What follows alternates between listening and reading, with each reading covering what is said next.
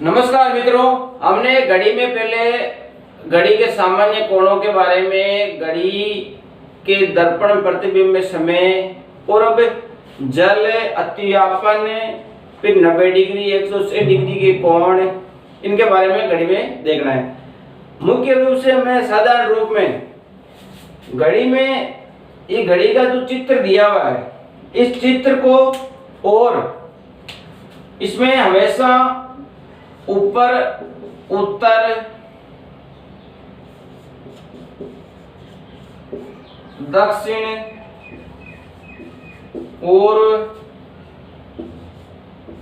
और पश्चिम, इस चित्र को प्रतिबिंब के रूप में अपने दिमाग में रखना है। हमेशा पूर्व की कुछ बातों को मैं आपके सामने पहले बताना चाहूंगा कि दर्पण हो, दर्पण में दायां बायां होना अर्थात पूर्व की दिशा पश्चिम में होना, पश्चिम की पूर्व में होना। इस 12 और 6 यदि सुइयां 12 और 6 पे हो, उसमें दर्पण में कोई बदलाव नहीं होगा, क्योंकि यदि ये पूर्व और पश्चिम बायां दायां हो तो जहां की तहां वैसा ही प्रतिबिंब बनेगा। तो दर्पण में 12 और 6 पे जैसे थे रहेंगे, बल्कि इसके विपरीत जो यदि 3 पे कोई सुइया हो वो सीधा 9 पे होगा। अब ये जो एक घड़ी का आधा भाग है, ये 180 डिग्री का मानो इस दिशा में, 180 डिग्री का इस दिशा में, कुल 360 डिग्री कोण बनता है। उसमें से 180 का ये और 180 का ये। अब पूर्व वाला 180 और पश्चिम वाला 180, यदि इस 12 और 6 के बीच के इस भाग में जितनी सुइया, यदि इसमें एक खाना इधर है तो दर्पण में देखने पे एक खाना इधर दिखाई देगी। यदि इसमें 2 पे है तो इधर 10 पे देगी, इधर 3 पे है तो दर्पण में 9 पे दिखाई देगी, इधर 4 पे है तो 8 पे देगी, 5 पे है 7 पे देगी, 6 पे है वो 6 पे दिखाई देगी, 12 पर है 12 पर दिखाई देगी। तो मैं दर्पण प्रतिबिंब में घड़ी को देखकर अपने विवेक से देख करके इसको पूर्व पश्चिम देखना है, पश्चिम में उसको इधर देखना है। यह उल्टा दायां बायां होता है। इसके बाद आता है जल प्रतिबिंब। हालांकि जल में बनने वाला प्रतिबिंब वैध नहीं होता है, लेकिन फिर भी इससे संबंधित गणित परीक्षण में प्रश्न दिए हुए हैं। तो जल में जिस प्रकार दर्पण में देखने पर पूर्व का पश्चिम होता है, पश्चिम का पूर्व होता है, अर्थात दायां बायां होता है, उसी तरह जल में देखने पे उत्तर का दक्षिण होता है, दक्षिण का उत्तर होता है, अर्थात ऊपर का नीचे दिखाई देता है, नीचे वाला ऊपर। जिस प्रकार हमने ये 180 डिग्री इधर, 180 डिग्री दर्पण में बनाए थे, इसी प्रकार जल के लिए मैं 9 और 3, ये 180 इधर, 180 इधर। अब जल में देखने पर और ये दिशा संबंधित घड़ी चाहिए कहीं हो, अपने सामने कोई पेज हो, अपने सामने कोई भी वस्तु हो, उसमें हमेशा उत्तर ऊपर, दक्षिण नीचे, पूर्व और पश्चिम, वो किधर है, मुंह है, उससे कोई मतलब नहीं है। हमारे सामने कोई चीज है, उसके ऊपर उत्तर होता है, नीचे दक्षिण होता है, पूर्व और पश्चिम, ये मान के चलना है हमें। तो जल में देखने पे ये 9 और 3 के बीच में ये रेखा, इसके जितना ऊपर है वो नीचे दिखाई देगा। अर्थात जिस प्रकार हमने देखा कि 12 और 6 का दर्पण में देखने पर कोई अंतर नहीं होता है, उसी प्रकार जल में देखने पर 3 और 9 पे सुइया है, उसमें कोई बदलाव नहीं होता है। जैसे यदि इस समय 3 और ये 9 पे सुइया है तो जल में देखने पे भी यही दिखाई देगा, क्योंकि इसमें उत्तर वाला दक्षिण, दक्षिण वाला उत्तर दिखाई देता है। तो ये इस बिंदु को लेकर, इस लाइन को लेकर, अब यदि जल में सुइया 2 पे है तो हमें प्रतिबिंब बनने पर जल में 4 में दिखाई देगी। यदि जल प्रतिबिंब में यदि उल्टा दिया हो कि जल प्रतिबिंब में मिनट की सुई 4 पर है, तो वास्तविक समय में ये मिनट की सुई 2 पे दिखाई देगी।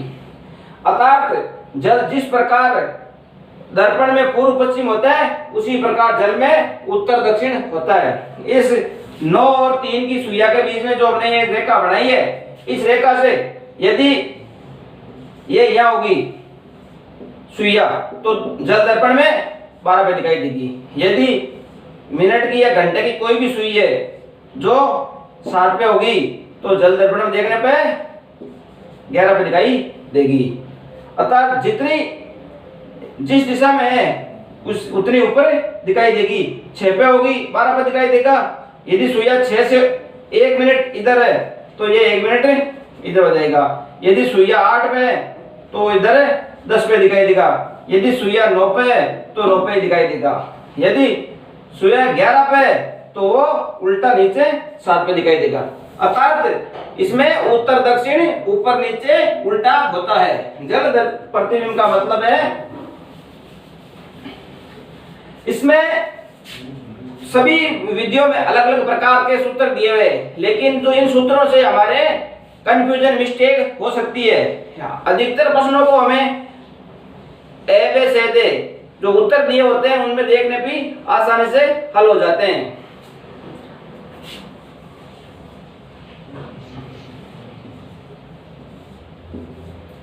तीन बजे हुए, इसको जल प्रतिबिंब में देखना है। तो मैंने आपको पहले भी बताया था, तो 3 वाली सुई है तो जैसे थे वैसे रहेगी, और ये बड़ी वाली सुइया 6 पे हो जाएगी।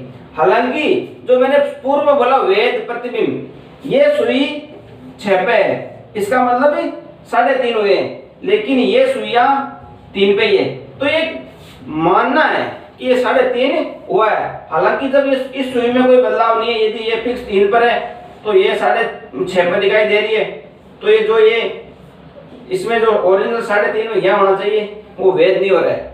लेकिन इससे संबंधित दिया हो प्रश्न है, तो उत्तर से दक्षिण अर्थात ऊपर से नीचे हमें देखना है। इस भाग से आधी घड़ी से जितना नीचे है उतना ऊपर, जो ऊपर है वो नीचे, अर्थात यहाँ है वो यहाँ माना जाएगा, 2 पे है वो 4 पे देख लेना। इसमें प्रतिबिंब दिया हो और वास्तविक समय हो, तो भी यही नियम लागू है, तो भी उल्टा सीधा करना है। यदि वास्तविक समय दिया है और हमें प्रतिबिंब ज्ञात करना है, तो भी उल्टा सीधा देखना है। अब हमें जो पूर्व में दर्पण, जल और जो कोण के संबंधित प्रश्न थे, कोण वाले में किसी मित्र ने कमेंट किया है कि वापस रिपीट करो। हालांकि ये एक प्रश्नावली हम लिए बैठे देंगे तो सिलेबस कवर होने में समय लगेगा, लेकिन एक बार एक छोटा सा प्रश्न आपको बता देता हूँ। 12:1-2 जैसे 2:40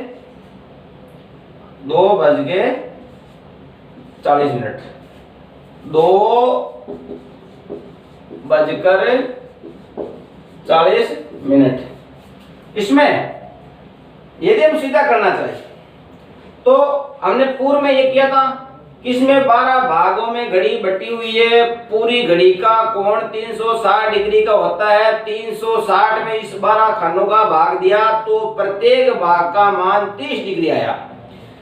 तो 2:40 में कितने भाग है, खाने हैं? एक तो ये, एक ये, तो इसका 30 डिग्री और इसका 30 डिग्री, ये हो गया 60। लेकिन हमने पूर्व में ये बात की थी कि जो ये मिनट वाला सुइया है, ये वास्तविक जब 2 बजे थे तब 2 पे था, लेकिन जब ये घंटे वाला, जब ये मिनट वाला 20 मिनट आगे आया, तब तक ये 1 मिनट में आधा डिग्री कोण बनाता, मतलब आधा डिग्री आगे आ रहा है। जब ये 2 से 1 मिनट में आधा डिग्री आगे आ रहा है, तो कुल मिनट कितनी है? 20। अर्थात हमें इस घंटे वाले सुइये का आगे पीछे सरकना देखना है। जितनी ये मिनट हुई है या 20 है, तो उसका आधा कर लो। अर्थात इन 2 भागों में से ये 20 मिनट तक ये 10 डिग्री कम हो गया। अर्थात इसमें 2:40 में 50 डिग्री का कोण बन रहा है। इसी प्रकार हमें यदि ये देखना हो,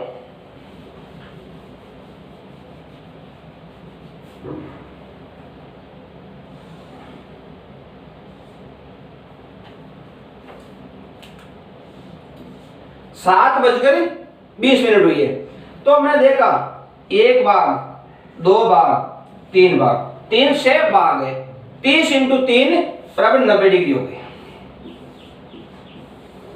लेकिन जब ये घंटे वाला सुइया 7 बजे थे तब 7 पे था, जब ये 20 मिनट आगे आया तब तक ये 7 से आगे चले गया। अर्थात हमने बताया कि 20 मिनट चल रहा है तो ये 10 डिग्री, जितना मिनट हो यदि कम करने का मौका आवे तो भी उससे आधा कम कर दो, और यदि बढ़ाने का काम हो तो भी। तो इसमें ये 10 डिग्री 7 से आगे गया है, तो इसमें कौन बनेगा 100 डिग्री का।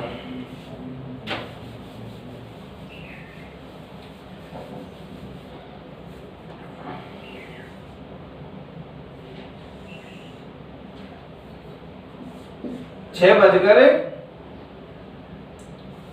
10 मिनट, एक पूरा भाग, दो भाग, तीन भाग, चार भाग इंटू 30, 30 चौक 12, 120।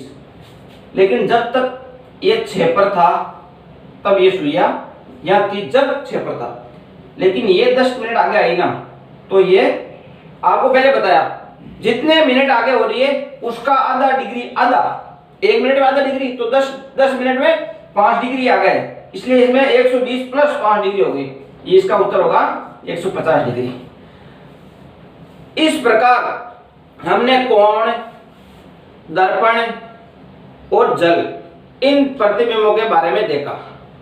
इनमें हम इनके अलावा 90 डिग्री का कोण, 180 डिग्री का कोण, और जो एक अति व्यापन आच्छादन, अर्थात ऊपर ऊपर या एक दूसरे को ढकना, इसको हमें देखते हैं।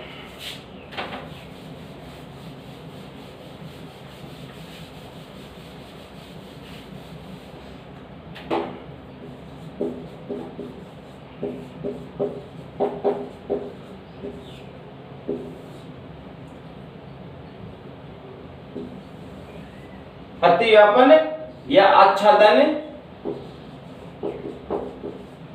या मिनट वाले सुई घंटे वाले को ढक ले, अर्थात हमें एक सुइया ही दिखाई दे, उसे अति व्यापन कहते हैं। तो हमें ये जान करना होगा कि ये कितने टाइम में होता है, 12 घंटे में, 1 घंटे में। ये अति व्यापन होना, एक दूसरे के ऊपर होना, अर्थात ऊपर नीचे होना, आच्छादित होना, ये 12 घंटे में 11 बार होता है। और एक दिन का मतलब दिन और रात दोनों, 24 घंटे में या एक दिन में 22 बार होता है। ये प्रत्येक घंटे में एक बार होता है, तो ये फिर 12 घंटों में एक बार कम क्यों हुआ, इसके बारे में हमें देखना है।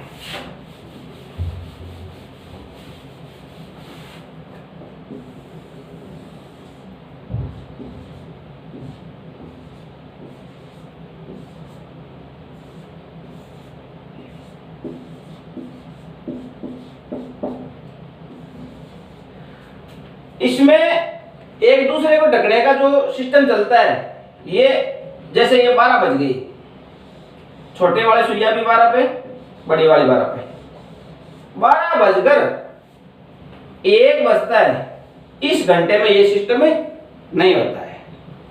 क्यों? 12 बजी है, इस समय अतिव्यापन हो गया। अब बड़ी वाली मिनट की सुई रवाना हुई है, ये यहां से यहां चलते चलते 12:30 हुई है, 12:35, 12:40, 12:45, 12:50, 12:55 और 1 बज गई, तब तक ये छोटी वाली सुइया यह चली गई। अर्थात 12 बजे जब मिनट वाली सुई शुरू, 12 बजे अतिव्यापन हुआ, 12 बजे आगे निकली, और जब तक वापस 1 बजी तब तक इनका वापस मिलन नहीं हुआ, क्योंकि ये छोटी वाली 1 पे आ गई और 12 बज के अब आगे चलेगी तो अगला घंटा शुरू हो जाएगा। इस 12 से 1 घंटे के काल में अति व्यापन नहीं होता है, इसलिए 12 घंटे में एक बार कम हुआ और 24 घंटों में 2 बार कम हो गया। अब हमें एक याद करना हो, इसमें एक छोटा सा फार्मूला लगाना है। हालांकि इसमें भी कोई फार्मूले की जरूरत नहीं है, जैसे पहले मैं आपको साधारण विधि से बताऊं। आपको पूछ लिया 3 बजे से 4 बजे के बीच में अति व्यापन कब होगा। अति व्यापन अर्थात एक दूसरे को ढकना, आच्छादित करना। तो हमें साधारणतः दिमाग में आएगा कि एक दूसरे को कब ढकेगी। 3 बजे हैं, बड़ी वाली सुई 12 पे है, छोटी वाली 3 पे है। अब ये यहां से यहां चल रही है जब तक 3:15 अर्थात 3:15 हुई, तब तक ये प्रति मिनट, हमने पहले पढ़ा कि प्रति मिनट घंटे वाली सुई आधा डिग्री का कोण बनाती है, मतलब आधा डिग्री आगे चल रही है। तो जब तक ये मिनट वाली सुइया यहाँ इस 3 पे आई, तब तक ये 7.5 डिग्री 15 मिनट में आधा 7.5 डिग्री अर्थात आगे चली गई। तब तो अति व्यापन हुआ नहीं अब तो।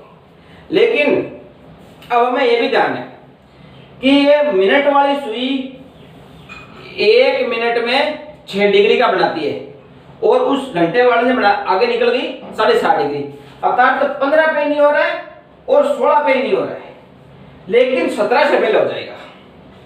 ये तो हमें साधारण, यदि उसमें कंफ्यूजन करने वाले एबीसीडी नहीं हो तब तो हमें कोई फार्मूला नहीं लगाना है, तब तो सीधा देख लेना है कि ये 3:15 हुई, जब तक 15 मिनट हुई तब तक छोटे वाला सुइया 7.5 डिग्री आगे चला गया, और 16 मिनट हुई तब भी 16 मिनट, यदि इसमें 3:16 हुई तो घंटे वाला सुइया 8 डिग्री आगे चला गया, और 15 से 16 आना मतलब ही एक मिनट में मिनट वाला 6 डिग्री आ गया, फिर भी 2 डिग्री का गैप है।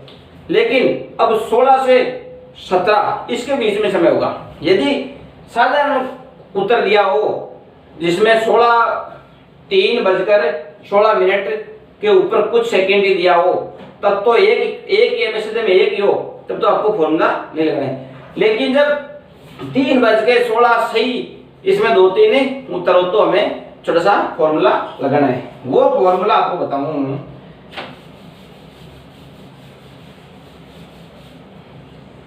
प्रश्न यही है, समय 3 से 4 के बीच अति व्यापन कब होगा। प्रश्न है कि 3 से 4 के बीच अति व्यापन कब होगा। तो पहले करना है भाई 3 बजकर आगे आएगा, उधर तो 3 से 4 के बीच आएगा, इसलिए यहां लिख लो बजकर। बजकर तो मतलब 3 बजे है, तो इस बजकर में आ जाएगा 3। अब आगे मिनट आएगी। अब इसमें 60/11, ये तो बजकर तो पहले लिखना है, बस कितनी बजे शुरू हुआ वो लिख लिया। अब जो फॉर्मूला है वो होता है 60/11 इंटू बजे मतलब पहले वाले बजे लिखना है यहाँ पे 3, 60/11 इंटू 3, ये फॉर्मूला है। यदि हमें अति व्यापन देखना है तो 3 6 3 60 3 180, इसको गुणा किया 180/11, 11 कम 11, 11 छक्के 66, 11 कम 11 70 बचे, 11 छक्के 66, 4/11। अर्थात इसमें 3 से 4 बजे के बीच अति व्यापन कब होगा। ये बजकर था 3:16 से ही 4/11, 3:16 से ही 4/11। अब यदि हमारे उत्तरों में अर्थात ऑप्शन में 3:16 का एक ही हो, तब तो हमें इसको लगाना है, जुड़ने सीधा देख के कर लें।